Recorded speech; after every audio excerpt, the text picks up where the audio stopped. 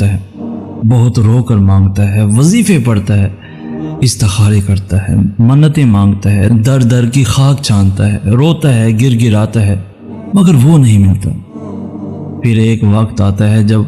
سب آنسو خشک ہو جاتے ہیں، وظیفے بھول جاتے ہیں، ایک سجدے میں پڑے رہنے کو جی کرتا ہے، اسی در پہ سکون ملتا ہے، اور پھر اچانک وہ بھی مل جاتا ہے جس کے لیے وظیفے پڑھتے تھے، ہر ایک سے لڑتے تھے، مگر پھر احساس ہوتا ہے کہ اب وہ محسوس ہی نہیں ہوتا جو کبھی پہلے ہوتا تھا۔ اب وہ اضطراب نہیں رہا، جیسے کوئی طوفان سا کہیں اندر تھم سا جاتا ہے، کہیں اندر تھم سا جاتا ہے۔ پیارے دوستو، کوئی چھوڑتا نہیں آپ کو،